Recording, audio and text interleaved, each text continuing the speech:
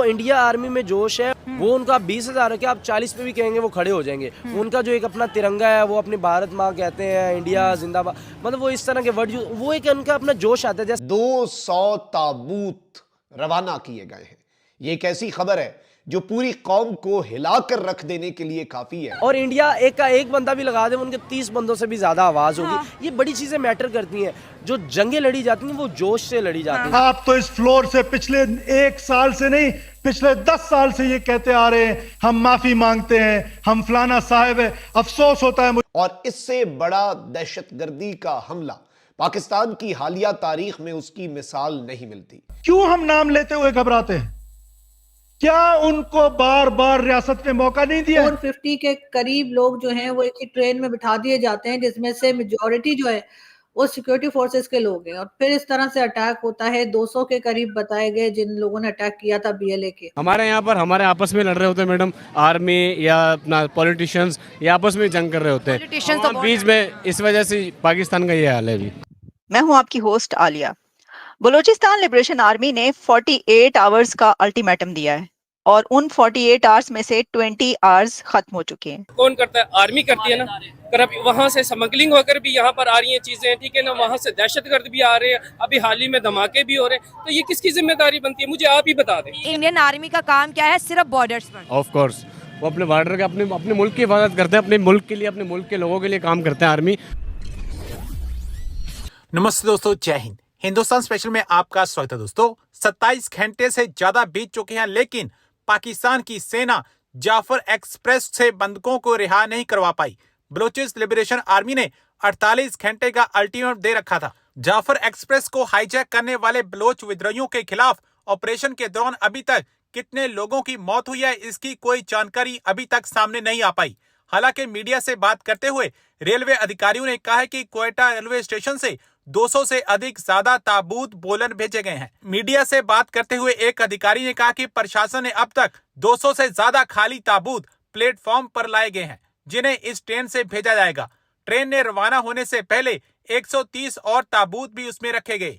अब पाकिस्तानी मीडिया चर्चा कर रहा है कि देखो कितने ताबूत घटना स्थल पर भेजे जा रहे हैं। इसका साफ मतलब है कि बहुत सारे लोग मारे गए हैं। पाकिस्तान की आर्मी हाथ पर हाथ धरे बैठी है, वह कुछ भी नहीं कर पा रही।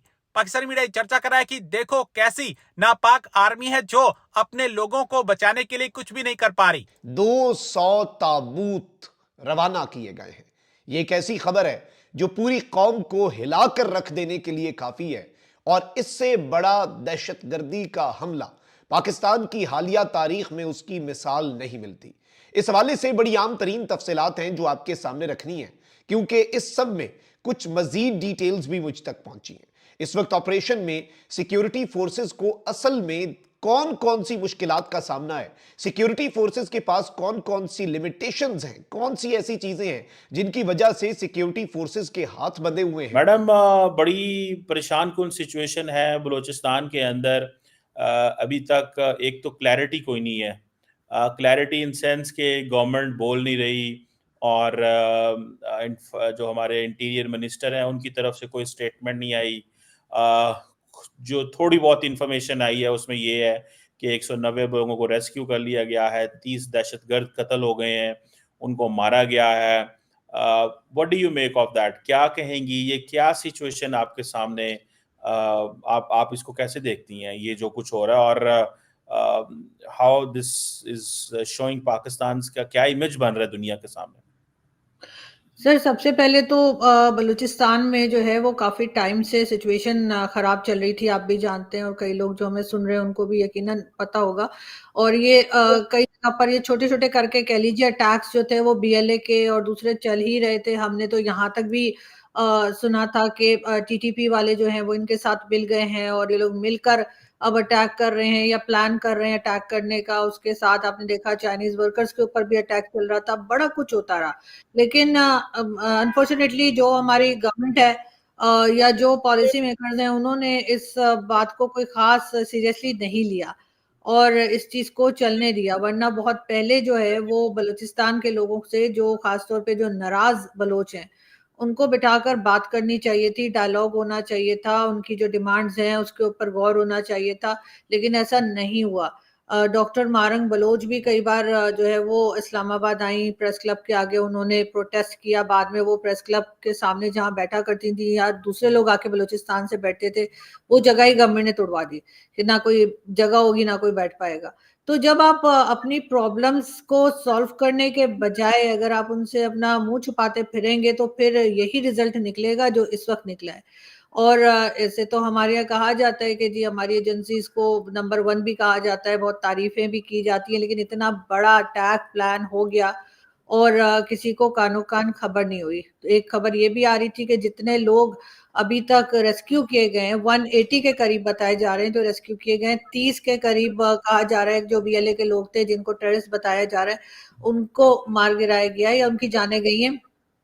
मगर शुरू में अगर आप खबर को चेक करें जब ये न्यूज आई थी, उस वक्त ये कहा जा रहा था कि बीएलए के लोगों ने खुद जो है वो लेडीज को और जो बुजुर्ग लोग थे या बच्चे थे उनको खुद उन्होंने छोड़ा। ना सिर्फ ये बल्कि कई पैसेंजर्स जो हैं उनकी वीडियोस भी मौजूद हैं सोशल मीडिया पे जो यही बता रहे हैं कि बीएलए के लोगों ने खुद छोड़ दिया। लेकिन खैर किसी ने भी किया, बहरहाल वो आ गए हैं। दूसरी बात कुछ दिन पहले ये भी कहा गया था कि जो सिक्योरिटी फोर्सेस के लोग हैं वो बाय रोड ट्रेवल ना करें। ये बात उनके लिए केपीके के लिए भी कही गई थी, बलूचिस्तान के लिए भी कही गई थी क्योंकि अटैक होने का खतरा है, क्योंकि कहीं ना कहीं से ज़ाहिर है न्यूज़ तो थोड़ी बहुत आ रही होगी।